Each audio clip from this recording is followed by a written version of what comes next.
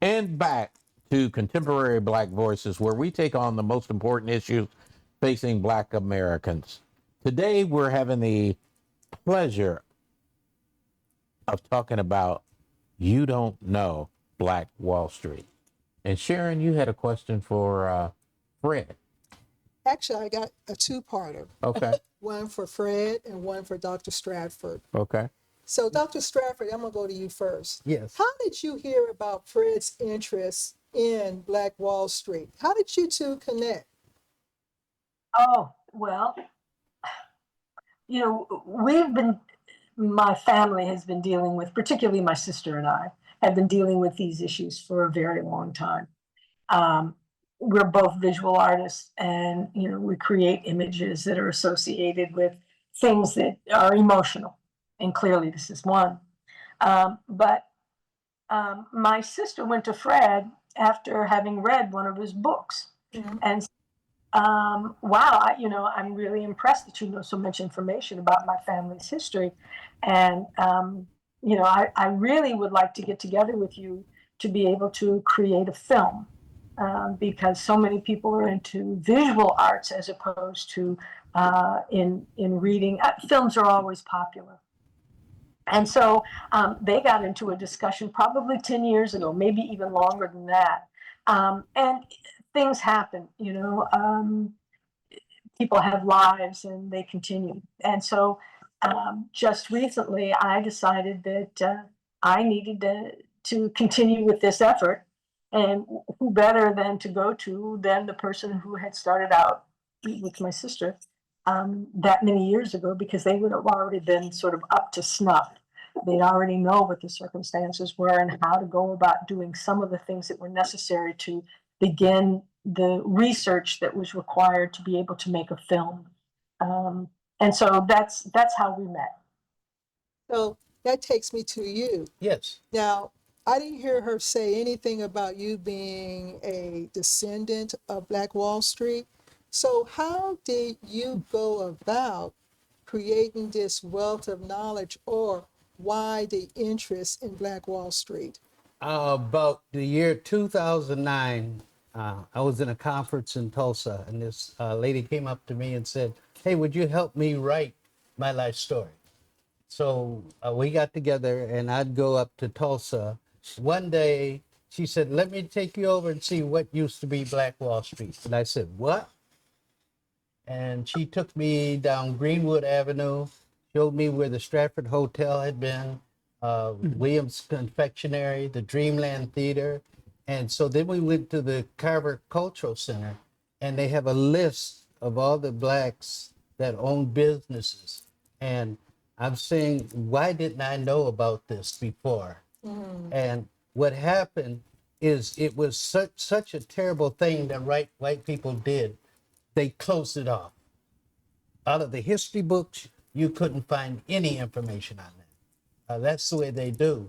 Until a gentleman, Ross, who's a state legislature, forced the Oklahoma legislature to do an investigation.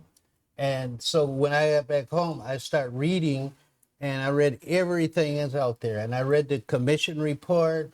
I've read everything. And that's when I start writing the novel. Now, Laurel got the novel and texted me and said, "Oh, you brought my grandfather to life on the pages. I need to talk to you." And so we talked, and she was going to Mexico with a friend. And so she took the book up there, and he read it. And he is a well-known photographer out of New York, worked on a number of movies. And so he contacted me and said, "Have you ever thought about making this into a movie?" And I said, "No," because when I was a kid living in California, my uncle said, don't take your talent to Hollywood because it'll screw it up." And somehow that stuck with me. But anyway, Lo and I, and then it was Adger Collins, and he sent it to a lady named Judith James. And Judith James had done a lot of work with Camille Cosby and producing things on Broadway.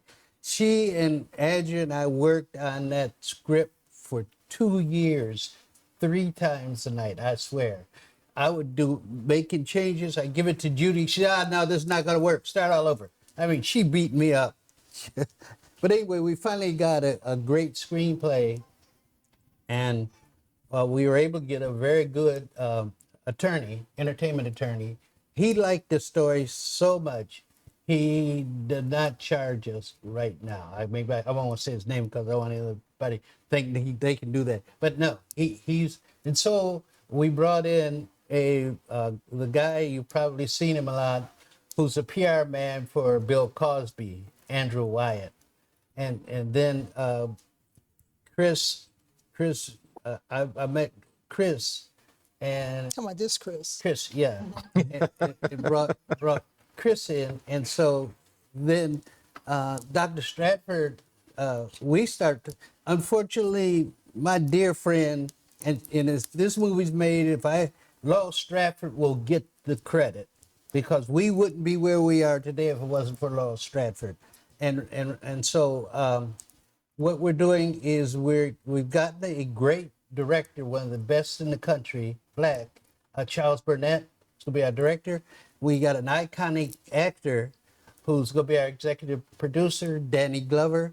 And so we're moving forward. Okay, thank you. Caleb. So, Fred, let's see. I know we talk about what people don't know about Wall Street, right? And so, tell us what people don't know. Tell us about the heroes, let's call them the defenders of Black Wall Street. And so, tell folks a little bit about the defenders, the heroes. Okay. First of all, let's deal with the Dick Rowland, Sarah Page situation. Dick Rowland went into the Drexel building. He had to go to the second floor to use the colored, and he'd get in the elevator and Sarah Page would take him up to the second floor. Okay, every other historian that has written it, that he stumbled or something happened, he fell into her, and that caused the confrontation. Well, this guy was a smooth dancer. All the women wanted to dance with him. He was a great football player. What the heck's the chances he's going to stumble into that white girl? And that, what I noticed is we were getting, and I'm not blaming them, please, that's I'm not making a value judgment on them. But we got to write our history. No one had written our history about that. So I started to dig in. I read everything. And so I came up, for example, you asked, who are the heroes? The veterans who came back from World War I, the black veterans, I mean, these were some tough brothers. They're the first unit to go across the Rhine into Germany. OB Mann was one of them. So he comes back to Tulsa and he tells those white folks, you will not lynch anybody here black as long as we veterans are here. And he meant it.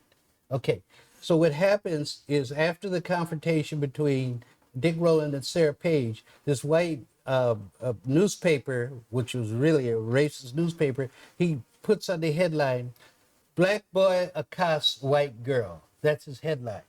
Okay, accosts, you know. But here's what nobody can find: it's disappeared. His editorial, because that is what gets it going. He said there will be a lynching. Now these brothers saw that newspaper. OB Mann got all the veterans together and says, "Okay." Now they've arrested Dick Rowland, put him in county jail. Now you got to picture this. I mean, this is a great picture. It'll make a great picture in the movie. All these white folks, it's the day after Memorial Day, and they've been off and they've been drinking and everything. And so you got about 1,000 of them outside the courthouse hollering to Sheriff McCullough, "Give us that," and you know the word, "in." "Give us that in. Give us that in." Mullick says, "Oh, hell, man, what am I going to do here?" So he comes out to them and says, "Look, I have everything under control. Just calm down." And then he pulls out his rifle and says, "The first one of you that come across these steps, I'll kill."